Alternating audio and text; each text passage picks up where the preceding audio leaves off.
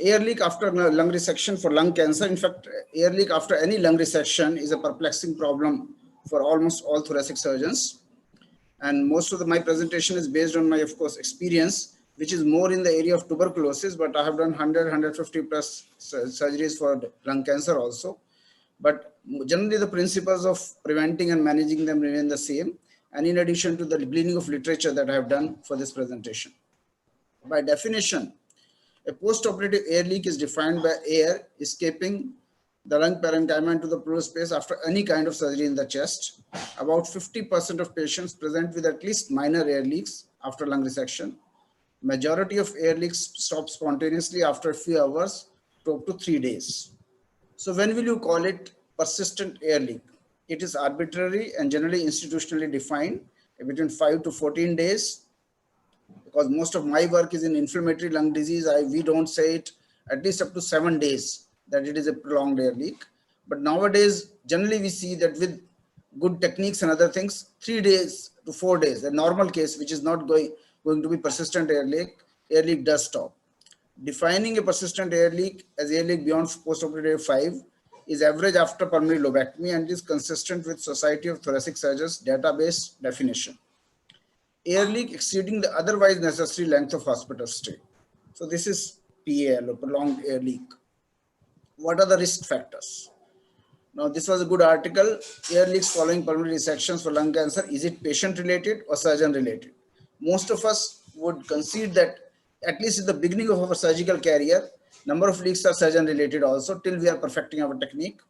But of course, there are various factors intrinsic to the patient who are responsible for it. What are the preoperative factors? And in various studies which they have done from the univariate analysis, the significant factors are female sex, low body mass index, low predicted FEV1 or post-operative predicted FEV1. It is quite significant. Chronic obstructive pulmonary disease, which is present in many patients, especially 50 years plus, or those who are on inhalers. And if there's a higher pack year history of smoking. These are all significant factors which increase the chances of patient developing post-operative air leak. Only low post-operative FEV1 is the most important factor as far as multivariate analysis has confirmed. Other factors are being shown only in a single study. Intraoperative factors. What are the significant factors on univariate analysis? Lobectomy more than a sublobar resection. Resection of the upper lobe is more commonly associated, and malignant disease. Of course, we are talking in the context of malignant disease. Multivariate analysis, lobectomy, and resection of the upper lobe. These have been found to be the most significant intraoperative factors. Other risk factors, like other diseases, coexistence of emphysema or underlying lung disease, or chronic inflammation like tuberculosis, aspergilloma. As such, if you are doing surgery for tuberculosis, aspergilloma, most of the literature has shown that the incidence of bronchopleural fistula formation is higher there. But that's slightly different condition. But as far as air leak, TB per se causes the lungs to be diseased, and some areas may increase the propensity for development of air leak. Cystic fibrosis also. Prediction by scoring systems. Now a scoring system has been proposed by these authors from Spain to predict the risk of postoperative air leak after lobectomy. Of course, these are mostly on patients with lung cancer, and in which they have assigned points. If age is higher than 65 years, they have assigned a point of 1. BMI is less than 25.5, then a point assigned is 2. FEV1 less than 80%, 1.5, and presence of pleural adhesions at operation, 0.1. And then they kind of did a study in which they have distributed patients and incidence of this air leak in derivation and validation sets. And they have divided to class A, class B, class C, class D. It is intrinsic to this particular study. I'm skipping it. But the conclusions they developed, that developed scoring system reliably predicts incremental risk factors for pulmonary air leak after pulmonary lobectomy. Estimating the risk of prolonged air leak after pulmonary resection using a simple scoring system. From August 2002 to March 2007, 587 patients underwent resection in this study. And scoring system with the total number of points indicating the probability consisting of Pleural adhesions 2 points, FEV1 1 point per 10% below 100%, and DLCO 1 point per 20% below 100%.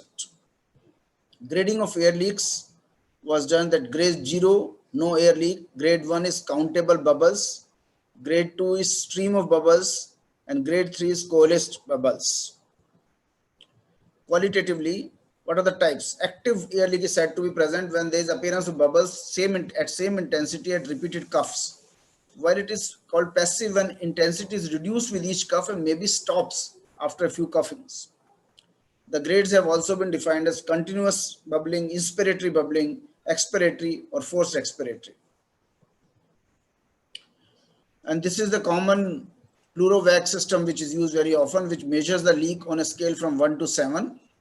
And that is how it works. If the air leak is more, then surgeons are more concerned.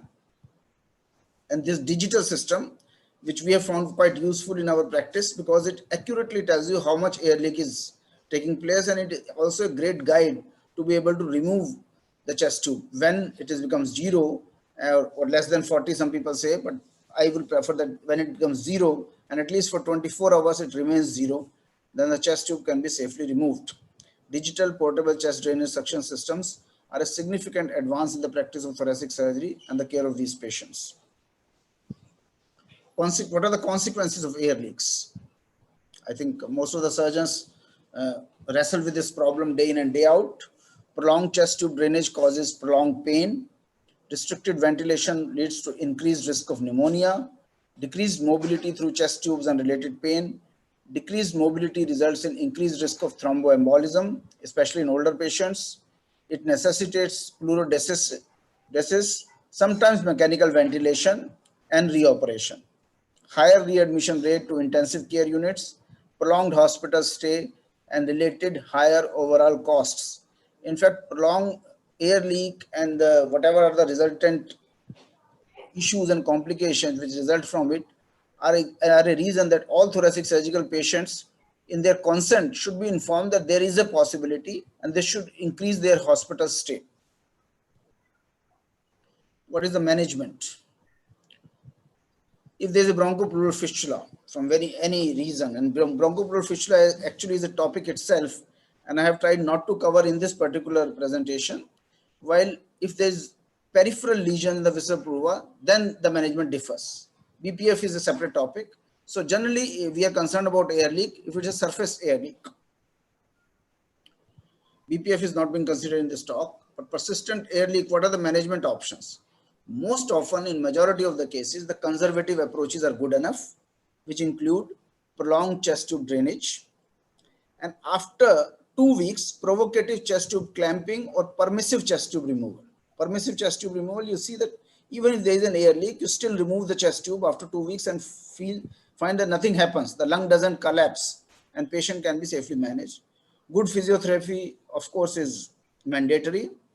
Outpatient management with the chest tube and Heimlich valve, because unnecessarily you cannot keep a patient admitted just because the air leak is taking place. And with a Heimlich valve, patient can be discharged and patient can come back after 1 week or 2 weeks. These approaches work quite well in majority of our cases in the practice of most of the thoracic surgeons.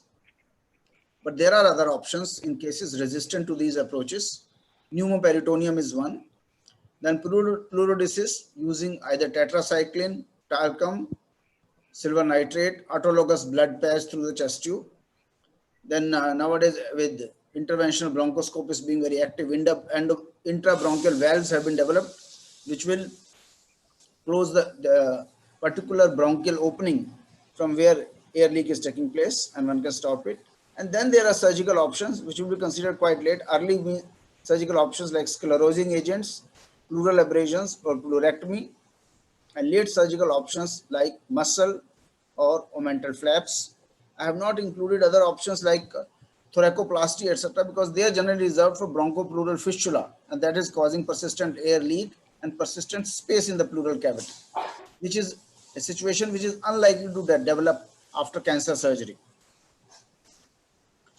About suction, it is a controversial topic. Alfonso et al. They found no routine application of suction unless clinically indicated. And another study in randomized controlled trial showed no statistically significant difference between groups when they are concerning duration of air leak and number of cases of persistent air leak by the use of suction. While Serfolio's study shows that he is highly favoring the water seal group, that is without suction, while Marshall favors another data for non-suction protocol. Conclusion: evidence is that an initial short period of suction followed by water seal drainage is safe and can reduce air leak on chest tube duration in the absence of relevant pneumothorax, progressive subcutaneous emphysema, or cardiorespiratory deterioration. But water seal only protocol, a chest X-ray is mandatory after switching to water seal to detect a relevant pneumothorax, which is an indication for applying suction of at least minus 10 centimeter of water. In our practice, we've seen that suction, especially the digital portable chest drainage suction, definitely helps in reducing postoperative air leak because it keeps the lung expanded. And once the lung is expanded, surface air leaks tend to stick to the chest wall. Of course, we don't have a study to corroborate it. It's a general experience.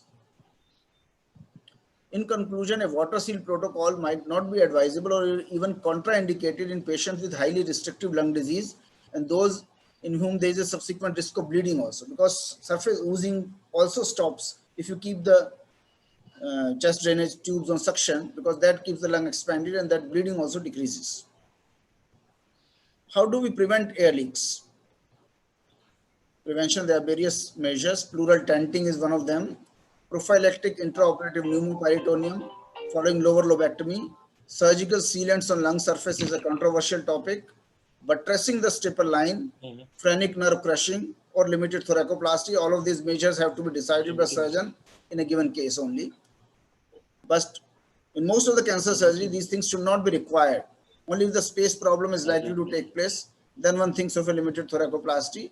And most of these measures have been developed during the course of development of tubercular or inflammatory lung surgery. But they are useful in a given case of lung cancer surgery too. Thank you.